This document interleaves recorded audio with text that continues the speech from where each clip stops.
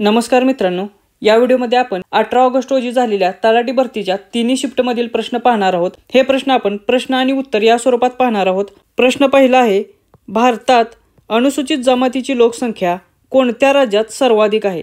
तर भारतात मध्य प्रदेश या राज्यामध्ये अनुसूचित जमातीची लोकसंख्या ही सर्वाधिक आहे। आता आपण महाराष्ट्राच्या बाबतीत बघूया। महाराष्ट्रात अनुसूचित जमातीची सर्वाधिक लोकसंख्या कोणत्या जिल्ह्यात आहे? तर तो जिल्हा आहे नाशिक ह्या जिल्ह्यात। नाशिक जिल्ह्यात अनुसूचित जमातीची सर्वाधिक लोकसंख्या आहे व ती आहे 15,64,000 इतकी। त्यानंतर महाराष्ट्रात अनुसूचित जमातीच्या लोकसंख्येचे सर्वाधिक प्रमाण कोणत्या जिल्ह्यात आहे? तर ते आहे नंदुरबार ह्या जिल्ह्यात व एकूण प्रमाण आहे 69.28% एवढी लोकसंख्या त्या जिल्ह्यातील अनुसूचित जमाती किंवा एसटी या कॅटेगरीमध्ये येत आहे। त्यानंतर अनुसूचित जातीची सर्वाधिक लोकसंख्या कोणत्या जिल्ह्यात आहे?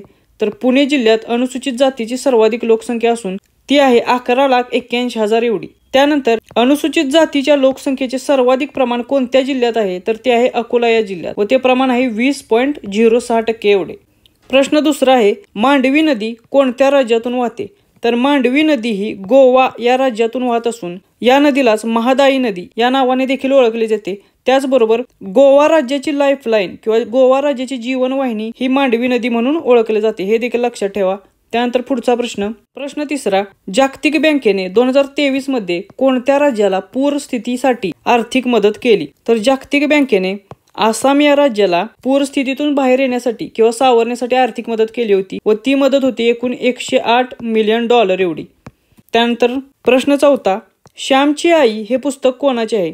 तर श्यामची आई हे पुस्तक साने गुरुजींचे आहे। त्यानंतर प्रश्न पाचवा, 36व्या राष्ट्रीय खेळ स्पर्धेत महाराष्ट्राला एकूण किती पदके मिळाली? तर 36व्या राष्ट्रीय खेळ स्पर्धेत महाराष्ट्राला एकूण 140 एवढी पदके मिळालेली असून त्यामध्ये 39 ही गोल्ड मेडल आहेत, हे लक्षात ठेवायचं आहे। त्यानंतर प्रश्न सहावा, माहितीचा अधिकार अधिनियम 2005 अंतर्गत जनमाहिती अधिकाऱ्यांना पदनिर्देशित करणे यासंबंधी कोणते कलम आहे? तर जनमाहिती अधिकाऱ्यांना पदनिर्देशित करणे किंवा त्यांची नेमणूक करणे या संदर्भातील कलम 5 मध्ये माहिती देण्यात आलेली आहे, त्यामुळे कलम 5 हे खूप महत्त्वाचे आहे। त्यानंतर पुढे प्रश्न सातवा, रातआंधळेपणा हा आजार कोणत्या जीवनसत्वाच्या कमतरतेमुळे होतो? तर रातआंधळेपणा हा आजार जीवनसत्व अ याच्या कमतरतेमुळे होतो। जीवनसत्व अ ची कमतरता झाली की रातआंधळेपणा हा आजार होतो। त्याचबरोबर जीवनसत्व सी च्या कमतरतेमुळे कोणता आजार होतो? तर तो आहे स्कर्वी हा आजार। त्यानंतर जीवनसत्व डी च्या कमतरतेमुळे लहान मुलांमध्ये मुडदूस हा रोग होतो, तर मोठ्या व्यक्तींमध्ये अस्थिमृदुता हा आजार होतो। त्यानंतर पुढचा प्रश्न बघूया।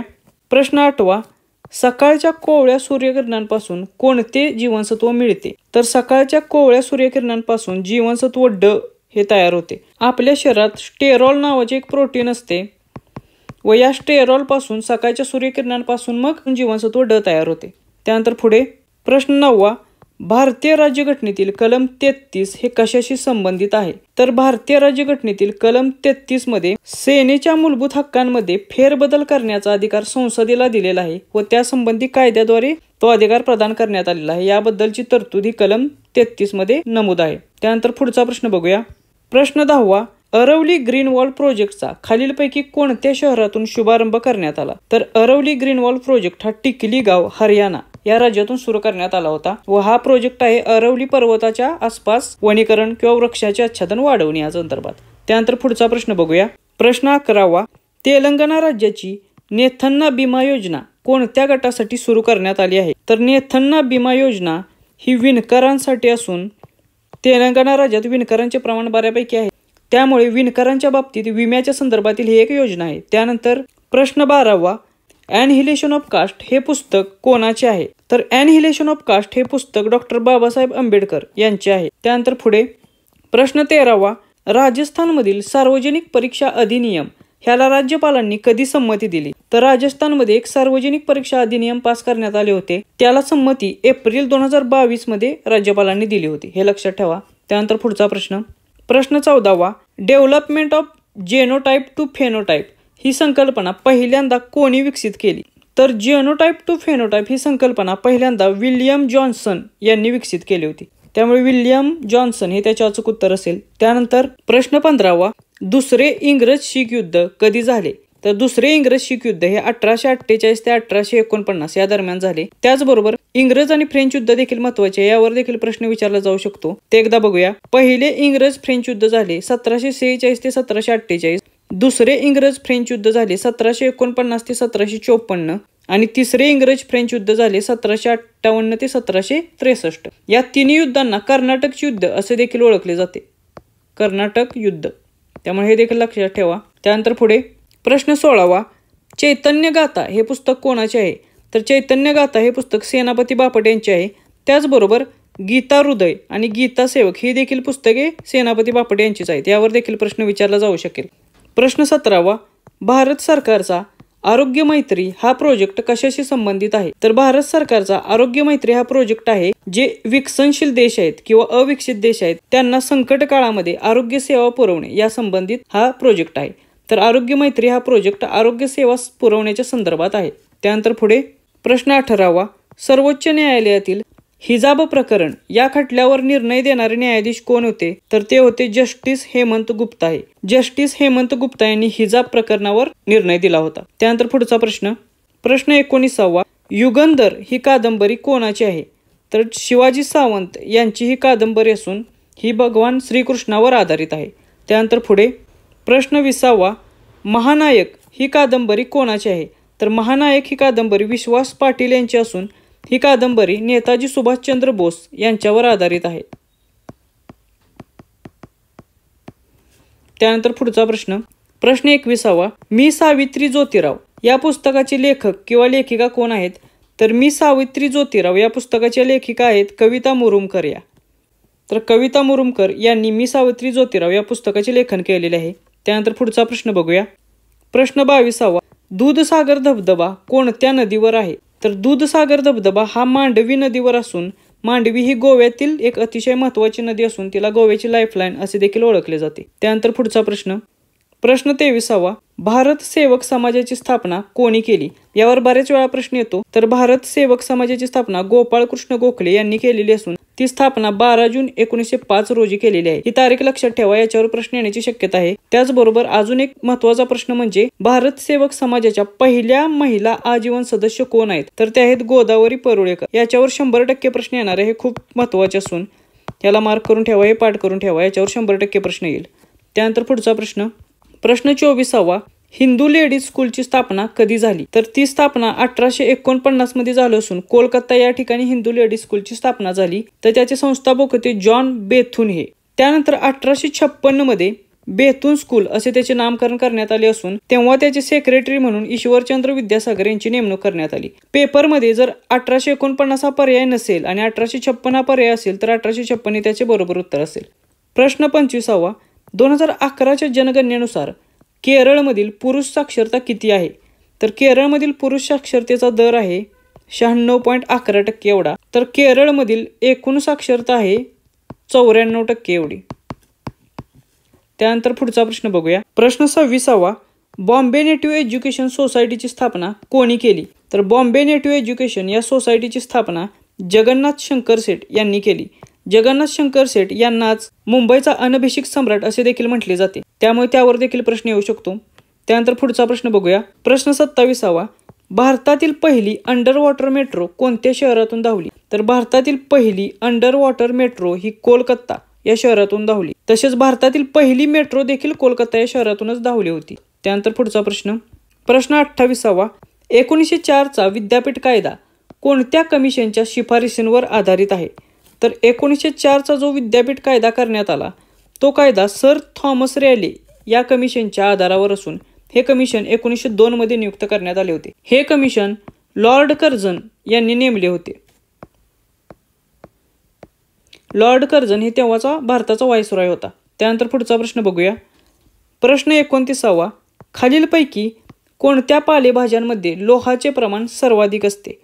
तर पालक या पालेभाजीत लोहाचे प्रमाण सर्वाधिक असते. त्यामुळे हे लक्षात ठेवायचं आहे. त्यानंतर पुढचा प्रश्न 30वा. हिंदू जगण्याची समृद्ध अडगळ हे पुस्तक कोणाचे आहे? तर हे पुस्तक आहे भालचंद्र नेमाडे यांचे. भालचंद्र नेमाडे यांचे अजून एक पुस्तक आहे त्याचे नाव आहे कोसला. याच्यावर देखील प्रश्न येऊ शकतो. त्यामुळे हे देखील लक्षात ठेवा. त्यानंतर पुढचा प्रश्न बघूया. प्रश्न 31वा. बनगरवाडी हे प्रसिद्ध पुस्तक कोणाचे आहे? तर बनगरवाडी हे प्रसिद्ध पुस्तक व्यंकटेश माडगुळकर यांचे असून याच्यावर एक मूवी देखील आलेला आहे. त्यामुळे हे खूप महत्त्वाचं आहे. प्रश्न 32वा. मॉन्टेगो चेम्सफर्ड कायदा कोणत्या वर्षीचा आहे? तर मॉन्टेगो-चेम्सफोर्ड कायदा हा 1919चा आहे. त्याचबरोबर मॉर्ले मिंटो सुधारणा कायदा केव्हाचा आहे असा देखील प्रश्न येऊ शकतो, तर तो आहे 1909चा. त्यानंतर भारत शासन कायदा कधीचा आहे, तर तो आहे 1935चा. त्याच्यानंतर भारत स्वातंत्र्य कायदा कधीचा आहे, तर तो आहे 1947चा. आता भारत स्वातंत्र्य कायद्याबद्दल अजून 2 महत्वाच्या गोष्टी आहेत, त्या म्हणजे 4 जुलै 1947ला हे विधेयक ब्रिटिश पार्लिमेंटमध्ये मांडले होते. त्यामुळे ही तारीख महत्वाची आहे. 4 जुलै 1947ला विधेयक मांडले आणि ते विधेयक पास कधी झाले, तर 18 जुलै 1947ला हे विधेयक भारत स्वातंत्र्य कायदा 1947 म्हणून पारित करण्यात आले होते. त्यामुळे ह्या 2 तारखा महत्वाच्या आहेत, याच्यावर देखील प्रश्न येऊ शकतो. त्यानंतर पुढचा प्रश्न बघूया. प्रश्न 33वा. प्रभाकर या वृत्तपत्रामध्ये शतपत्रे लिहिणारे समाज सुधारक कोण होते? तर प्रभाकर या वृत्तपत्रात शतपत्रे लिहिणारे सुधारक होते गोपाळ हरी देशमुख, म्हणजेच लोकहितवादी. तर हे प्रभाकर हे वृत्तपत्र कोणाचे होते, तर हे वृत्तपत्र होते भाऊ महाजन यांचे. त्यामुळे याच्यावर देखील प्रश्न येऊ शकतो. प्रभाकर हे वृत्तपत्र कोणाचे आहे, तर ते आहे भाऊ महाजन यांचे. त्यानंतर गोपाळ हरी देशमुख किंवा लोकहितवादी यांची महत्वाची पुस्तके कोणती आहेत, याच्यावर देखील प्रश्न येऊ शकते. तर ती आहेत लक्ष्मी ज्ञान, हिंदुस्थानात दारिद्र्य येण्याची कारणे आणि हिंदुस्थानचा इतिहास. ही काही त्यांची महत्वाची पुस्तक आहे, याच्यावर प्रश्न येऊ शकतो. प्रश्न 34वा. हिमालयाच्या सर्वात उत्तरेकडील पर्वतरांगेला कोणत्या नावाने ओळखले जाते?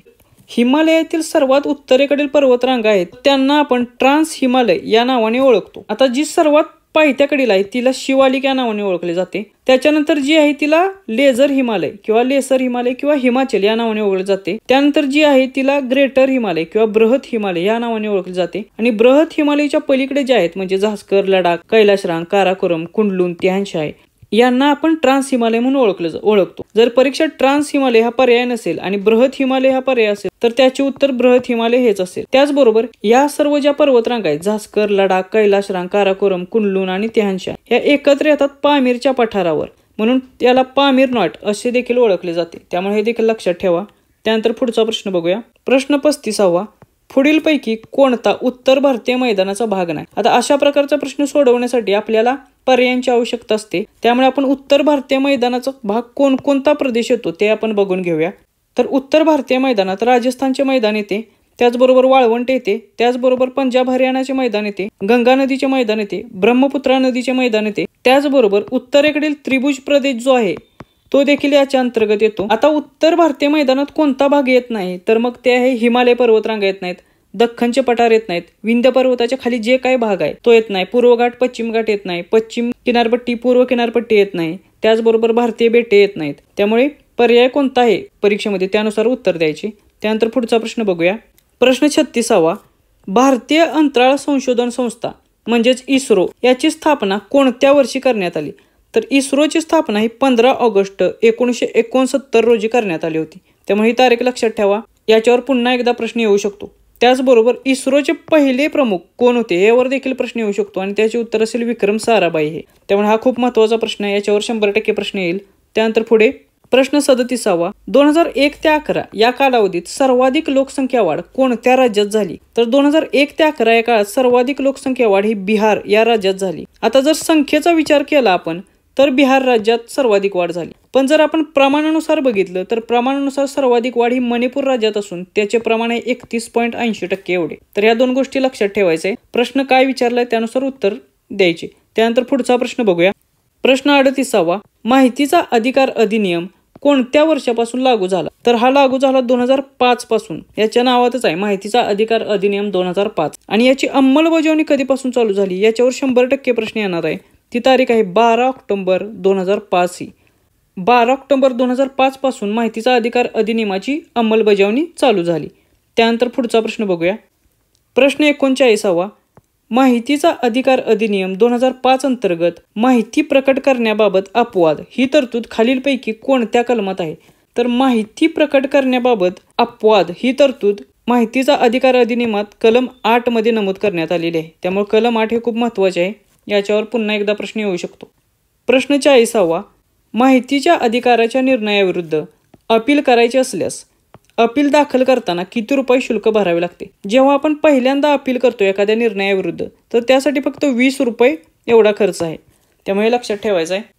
तर आता आपण 18 ऑगस्टच्या 3 शिफ्टमध्ये आलेले प्रश्न एकत्रच बघितले. हे प्रश्न आपण रॅपिड फायर या स्वरूपात बघितले असून यातील काही महत्त्वाचे प्रश्न त्याचबरोबर 19 तारखेच्या पेपरमध्ये झालेले प्रश्न यांचे विश्लेषण आपण स्वतंत्ररित्या घेणारच आहोत. पुढे ज्यांचे पेपर आहेत त्यांना परीक्षेसाठी ऑल द बेस्ट. थँक्यू.